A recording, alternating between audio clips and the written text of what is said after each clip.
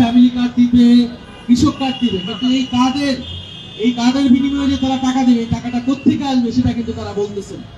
অর্থাৎ তারা শুধু খরচ কোথায় করবে সেটা বলতেছে, কিভাবে ইনকামটা হবে, কিভাবে এই আয়টা হবে সেটা কিন্তু তারা বলতেছে না।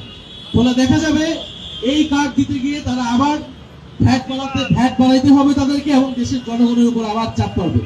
অথবা এই কার্ড শুধুমাত্র দলীয় লোকেরাই পাবে, সাধারণ মানুষ পাবে না। কোন বিশেষ রাজনৈতিক দল তারা ন্যায়ের পক্ষে কথা বলা শুরু করছে।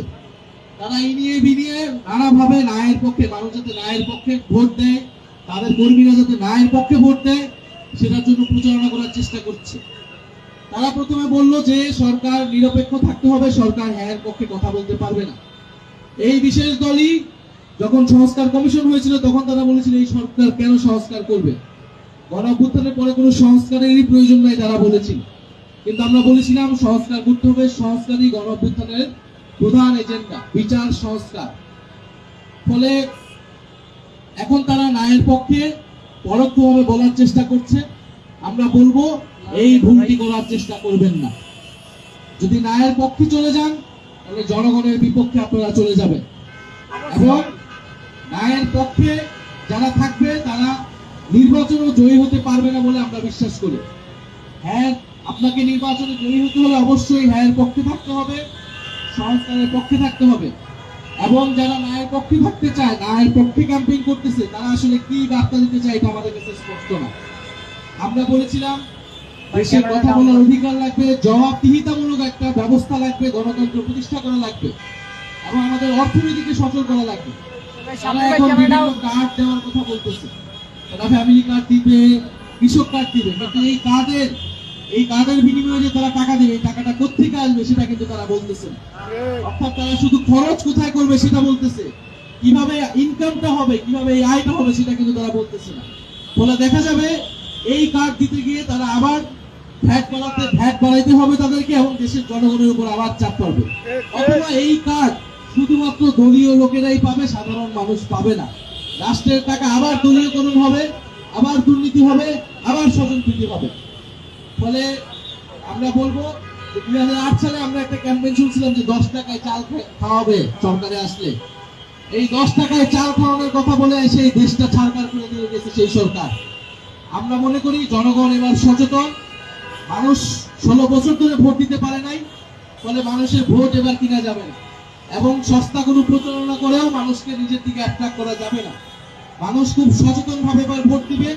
আমাদের আহ্বান থাকবে তরুণ সমাজ, সাধারণ মানুষ, গণ অভ্যুত্থানে যারা অংশগ্রহণ করেছেন, আপনারা সচেতন ভাবে ভোট দিবেন, কারণ এবারের ভোট বাংলাদেশকে 50 বছর এগিয়ে নিয়ে যাওয়ার জন্য ভোট। কেবল একটা শুধুমাত্র সরকার গঠনের জন্য এই ভোট না, গণ অভ্যুত্থানের পরের ভোট, প্রত্যেকটা গণ অভ্যুত্থানের পরের ভোট কিন্তু বাংলাদেশকে এগিয়ে নিয়ে গেছে। ফলে আমরা মনে করি এই নির্বাচনে মানুষ সচেতন ভাবে ভোট দিবে, এবং আমরা যাতে মানুষকে কোনো ধরনের প্রতারণার আশ্রয় না দেয়। দেশের সত্যিকার অর্থে যে সমস্যাগুলো রয়েছে, অর্থনীতির সমস্যা, দেশের কৃষির সমস্যা, কর্মসংস্থানের সমস্যা, এই সমস্যাগুলো নিয়ে আমরা কাজ করব। জাতীয় নাগরিক পার্টি এনসিপি সেই প্রতিশ্রুতি সবসময় দিয়ে এসেছে। আমরা চাই দেশের চাঁদাবাজি, দুর্নীতি এগুলো থাকবে না, সেটার জন্য জবাবদিহিতামূলক ব্যবস্থা লাগবে, প্রশাসন নিরপেক্ষ হতে হবে, পুলিশ বিচার ব্যবস্থা নিরপেক্ষ হতে হবে।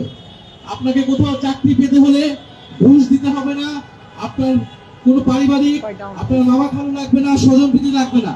কিন্তু আমরা এই কয়েকদিন আগেও কিন্তু শুনেছি এই সরকারের সময়ও এই প্রাথমিক পরীক্ষার একটা পরীক্ষায় প্রশ্ন ফাঁস হয়েছে, অর্থাৎ সেই আগের ব্যবস্থাটাই এখনো বহাল আছে, কারণ জবাবদিহিতামূলক কোনো ব্যবস্থা আমরা প্রতিষ্ঠা করতে পারি না।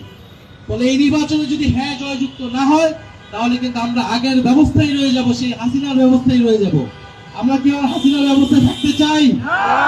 আমরা নতুন গণতান্ত্রিক ব্যবস্থায় যেতে চাই, আমরা নতুন বন্দোবস্ত প্রতিষ্ঠা করতে চাই, এবং আমরা বিশ্বাস করি 11 দলীয় জোট নির্বাচনে বিজয়ী হয়ে এই নতুন ব্যবস্থা প্রতিষ্ঠা করবে।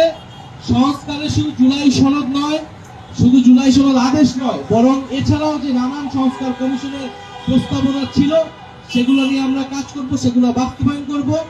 এবং জনগণের প্রতি আমাদের আবারও আহ্বান, অনুরোধ, আপনারা এবার বিচার বিবেচনা করে আপনারা ভোট দিবেন, এবং দল মত নির্বিশেষে গণভোটে হ্যাঁ দিবেন। আমরা সবাই গণভোটে কি দিব?